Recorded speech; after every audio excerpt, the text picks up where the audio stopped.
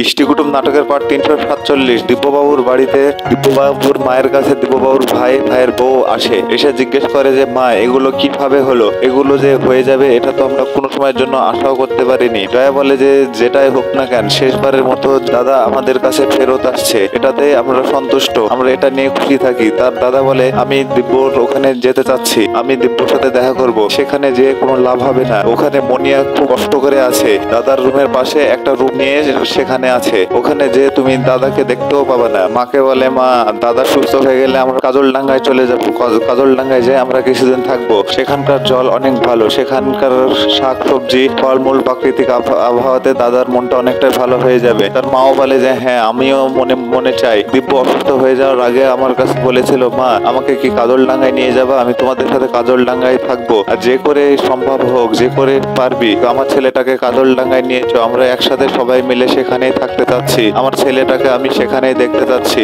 আমি আর এখানে থাকবো না। দিব্যবাবুর মা অনেক কান্নাকাটি করতে থাকে, অনু আস্তে আস্তে আসতে থাকে আর সেসব কথাগুলো শুনতে থাকে, কিন্তু অনু কোনো কিছুই বলে না, অনু শুধু তার মা জয়া বোন সবারই কথা শুনতে থাকে। দিব্যবাবুর ভাই বলে আমি এখানে আসলাম, দাদাকে এখন পর্যন্ত দেখতে পাবো না, এটা কেমন কথা হলো না? আচ্ছা দাদাকে নাও দেখতে পায়, তাও একটু হাসপাতাল থেকে ঘুরে আসাটা আমার জন্য ভালো হবে, আর দাদাকে নিয়ে কাজলডাঙ্গাতে কিভাবে যাওয়া যায় সেসব প্রস্তুতিও আমাদেরকে নিতে হবে। এসব কথা তারা বলতে থাকে, এসব কথা বলতে বলতে অন্য এসে জিজ্ঞেস করে কখন আসলা তুমি, আর তুমি প্রায় কোথায় যাওয়ার কথা বলছো, আমাকে একটু বলো তো আমি একটু শুনি। দিব্যর ভাই বলে অনুশ্রী তুমি ভালো আছো, তুমি কেমন আছো অনুশ্রী, তোমার সাথে তো দেখাই হচ্ছে না।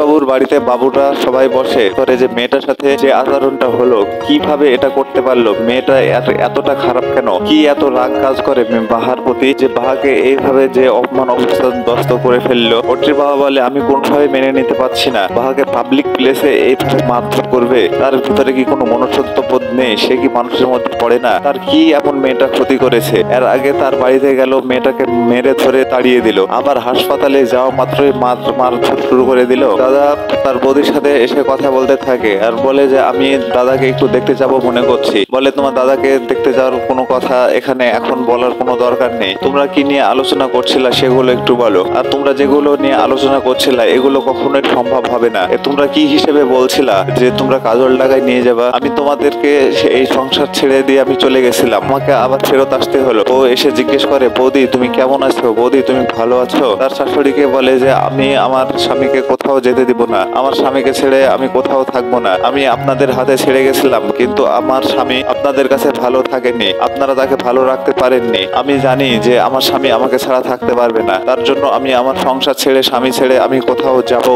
না, আমি এই পরিবারেই থাকবো, কিন্তু এটা কখনোই সম্ভব না যে আমার স্বামী কোথাও যাবে, আমি কোথাও যেতেও দিব না। জয়ার মা বলে যে আর কত কি শুনতে হবে, জয়া বলে যে বৌদি তুমি এগুলো বলতে পারলা? দিব্যবাবুর মা বলে যে নিজের মায়ের কাছে যদি সন্তান থাকে, সন্তান যদি ভালো না থাকে তাহলে আর কি বা বলবো, হে ঠাকুর আমাকে আর কত কি দেখতে হবে, কত কি শুনতে হবে। অঝরে কান্না করতে থাকে দিব্যবাবুর মা। বাহামণির বাইরে একাই বের হয়ে যায় বাড়িতে কিছু না বলে। অর্চিবাবুর বাড়িতে বাহাকে নিয়ে তারা আলোচনা করতে থাকে, বলে বাহার সাথে যেটা হয়েছে সেটা প্রচন্ড পরিমাণে অন্যায় হয়েছে। বাবু বলে যে বাহা বলে শুধু মুখ বুঝে সহ্য করলো, বাহা যদি গ্রামের কোনো মেয়ে না হতো, ও যদি শহরের মেয়ে হতো তাহলে ওই মহিলার অনেকটা বিপদই ছিল। ছোট কাকিমণি দৌড়ে এসে বলে জানো তোমরা, দিব্যবাবুকে কাজলডাঙ্গাতে নিয়ে যাওয়ার জন্য অনুর মাথাটা একদম পুরাটাই খারাপ হয়ে যায়। দিব্যবাবুর মা অনেকটাই কষ্ট পায় আর বলে যে মা তুমি তোমার কাল থেকে অনেকটাই ধকল গেছে, তুমি চলো না একটু রেস্ট নাও, দাদা তুমিও চলো একটু রেস্ট নাও, বলে যে না আমি এখন দাদার কাছে যাব,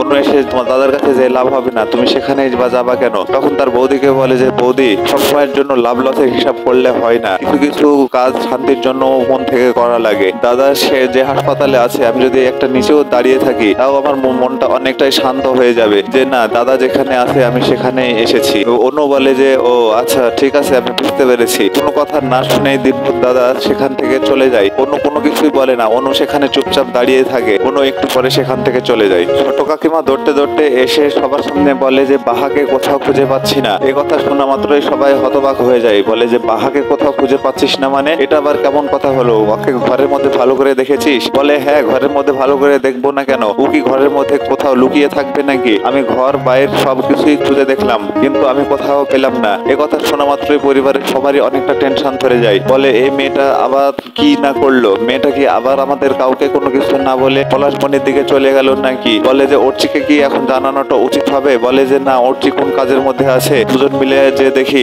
পলাশমণির স্ট্যান্ডের ওখানে আছে কিনা, আমাদেরকে এখনই যেতে হবে। কাকিমা বলে এই মেয়েটার সবচাইতে এটাই হচ্ছে বড় দোষ। মেয়েটা আমাদেরকে কোনো কিছু না বলে হুটহাট করে কোথাও চলে যায়। তুই যেখানে যাস না কেন আমাদেরকে বলেই যাবি। অন্ধকার রাস্তাতে একাই হেঁটে যাই অজানা পথে, কিন্তু বাহা এখন যাচ্ছে কোথায় কেউ জানে না, শুধু বাহাই জানে যে বাহা কোথায় যাচ্ছে।